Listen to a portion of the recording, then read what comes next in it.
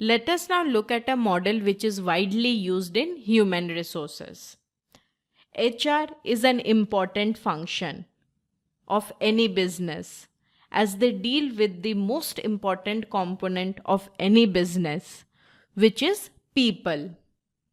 A few of the key functions of HR include recruitment, learning and development of employees, rewards for an employee, increasing performance of employees, and many more.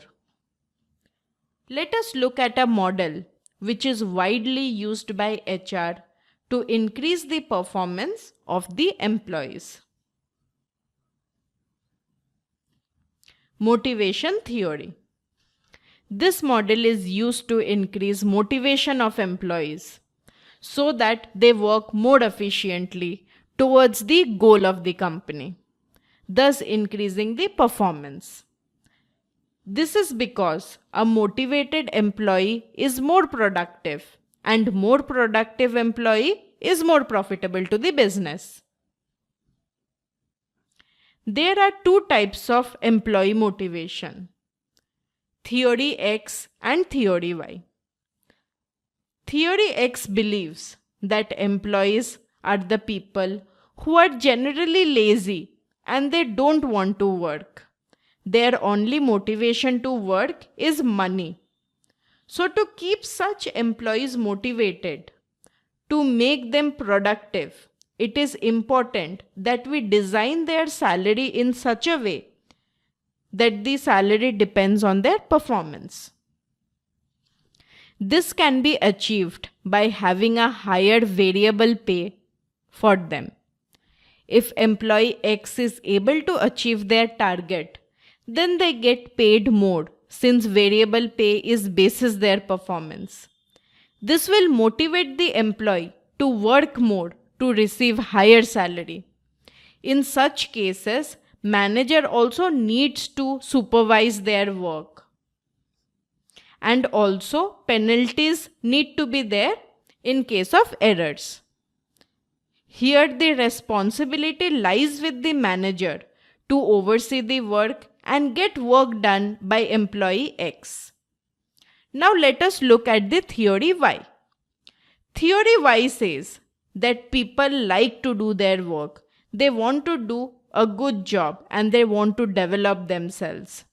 Paying them well is less important than providing them a good working environment and giving them exciting and challenging projects.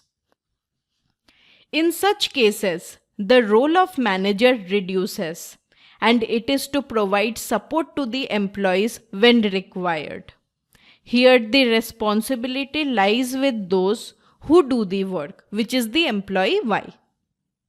So the business needs to identify which category do their employees fall in, basis that the rewards and the structure of the organization is designed. It will be bad for the company if employee X is treated with the strategy of employee Y and vice versa. If employee X is treated as employee Y, then no work will be done or it will be filled with error.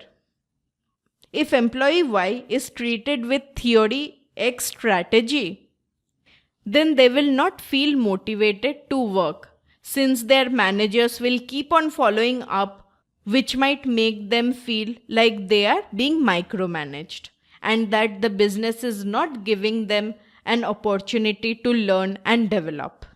In such cases, employee gets frustrated and they start looking for job elsewhere, which increases the attrition rate of the business. Attrition rate means the number of employees leaving the organization in a certain time period. Having high attrition rate indicates that many employees are leaving the organization, indicating that it is not a good place to work. Hence, motivation theory gives a path to analyze the employees and to use it to devise a strategy to motivate employees to increase their productivity.